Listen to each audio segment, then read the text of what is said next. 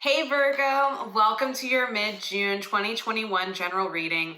I'm sorry I didn't get to June readings this month. I needed to rest during that first eclipse of the eclipse season that happened just a couple weeks ago, a week and a half ago.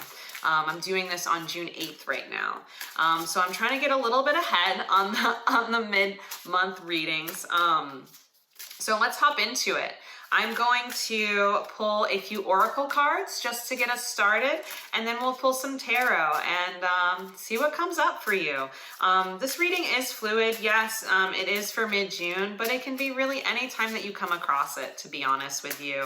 We're all at different kind of phases. Everyone comes across these readings at different times, and so take what resonates, leave the rest behind. Be sure to check your sun, moon, rising, and midheaven. I personally like to check my midheaven because it allows me to get a glimpse into my career path because my midheaven's in my 10th house, roughly. Yeah, so is ruled by my 10th house. So anywho, let's get into it. So we have roots, boundaries, power. Did I call you Leo or Virgo? Because I'm sorry, Virgo. Sometimes I get a little mixed up when I'm doing these. I do a lot of them. So starting off, we have roots. So with this card, what I'm getting here is there's something about being confident and being able to capture and enjoy the sweetness of life here. Because the roots are what help nourish the plant and allow the plant to grow and to bear fruit. But before any plant knows the warmth of the sun, it takes sanctuary in the nice, cool, and dark soil of the earth. And so this is more about you engaging in earthly delights a little bit, allowing yourself to truly have a human experience. If it's been all work and no play, Virgo, it's time to allow yourself the space to enjoy. You've worked so hard, but do you allow yourself the fruits of your own labor? Do you allow yourself to enjoy things, to remember why it's so nice to be here and to live a life and to have a body and to enjoy this physical world? I feel like that's very important for you at this time. I also feel it's funny because I'm getting something about like a graph or like a chart.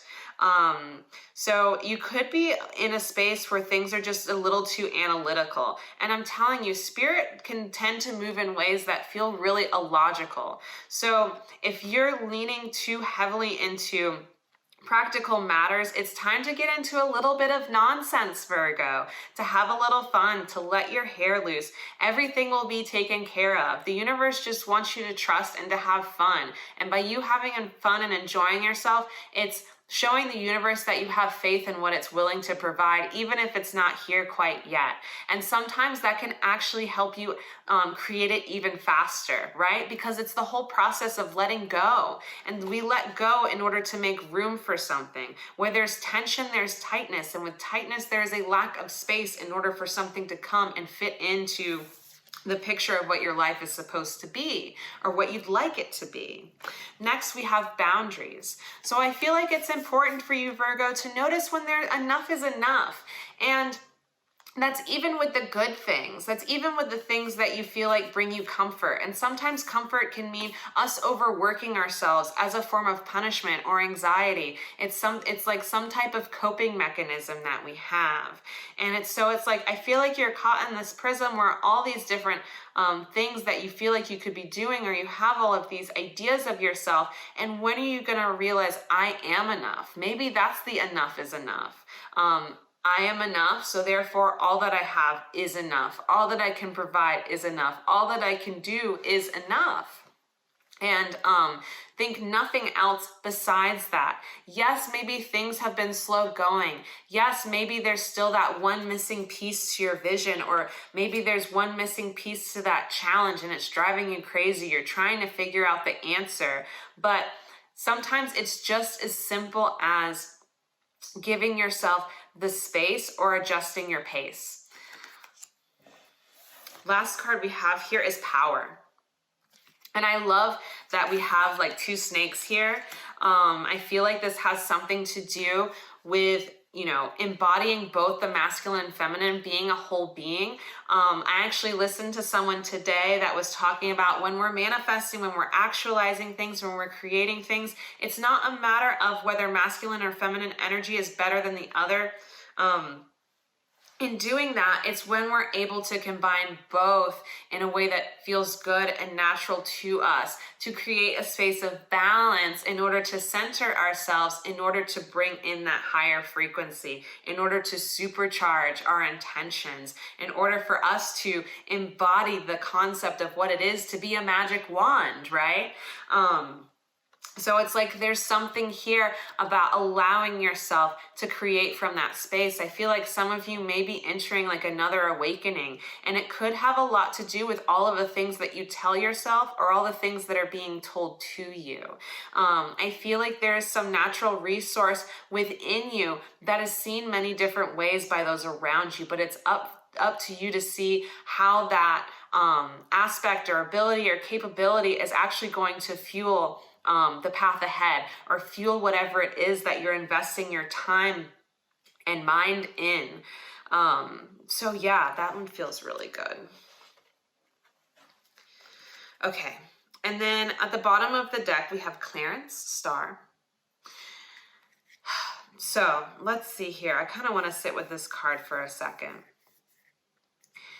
I'm getting something about a specific type of stone that actually kind of resembles it. Maybe it's like grayish black, it has like white stripes within it. It could be maybe some type of agate or something like that. Maybe I'm also getting sodalite. Sodalite is coming into mind. So maybe if some of you have access to a sodalite crystal, maybe you're sitting with it now, or maybe you've been looking for a crystal to work with, and that could be one of them. I'm also getting carnelian is another crystal that's coming to mind, having to do with strength, perseverance, willpower. With sodalite, it can have a lot to do about third eye activations, communication, listening to your intuition. So there's something here about having like confidence in yourself. I feel like it's like trust your gut types of things. When I think about the star, because it makes me think about the star card too, it's like, where are we pouring ourselves? Like, what are we pouring ourselves into? What types of hopes, dreams, or wishes do we have a focus that we're willing to gently flow into, as opposed to force? Because it also comes in after the Tower card, and so it's like we must pour into what we're left with, right? Those spaces that feel torn down or unfulfilled. And so it's very important for you to recognize those areas in your life. And then on the other side of the deck, we have shadow and light. So again, that integrative energy is coming in. Because I feel like there are things probably that you have yet to see, like I was talking about with that boundaries card, and it could just be you're unwilling to see them, you're unwilling to embrace them. Maybe you don't have your hand extended out, willing to receive that help or support. It's like, instead of like asking the universe why things are going wrong, just say, what is going right? What am I doing right? Start asking more affirming questions in order to receive affirming answers, Virgo. That's something that I just want to bring up here. And some of you may feel kind of like a monster or a bad guy in some type of situation. Maybe some of you feel like you're at odds in a relationship. Maybe that you and another person or another circumstance is unmovable. And so it's like you're kind of maybe you're guessing, pushing different buttons, trying different things in order to make something work, when instead maybe you just need to observe and to let things unfold. Again, allowing yourself some space to rest, to relax, to enjoy the things that are going right, instead of all of the other things that you feel like it's up to you to solve or resolve or reconcile. Which I get it, Mercury retrograde. So like those are all appropriate words for retrogrades, right? Anywho, let's get into it a bit more. I'm going to pull some tarot for you, and then we'll wrap this reading up.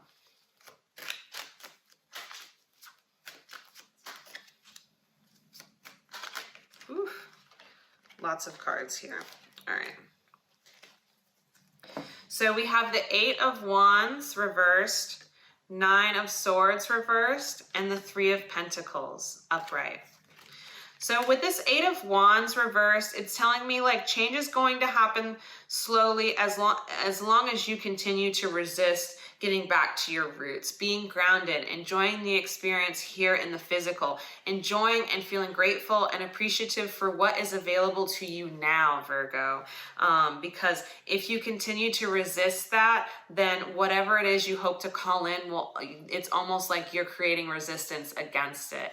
And we want to flow with what we got, flow with what we know, right? In order to obtain further wisdom and then eventually, and then more experience and wisdom and knowledge, and then keep that going, like chugga chugga chugga chugga chugga chugga.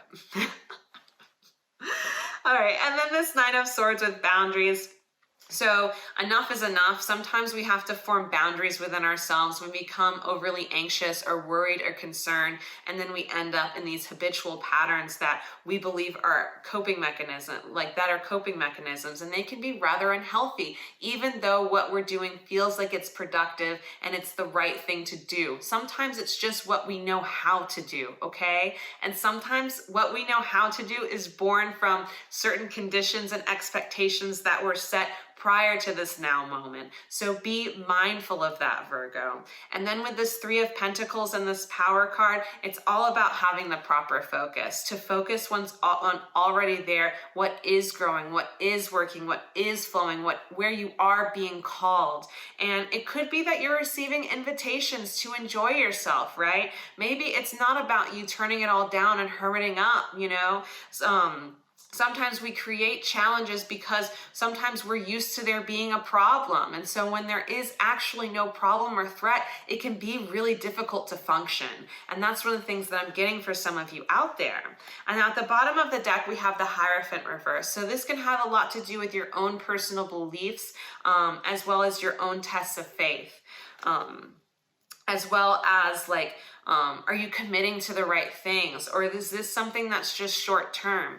And you can trust to know when things are short term and to not have to hold on or to grasp them, right? Because if something's over, it's over, and that's okay. We can then get curious about what's coming in after it.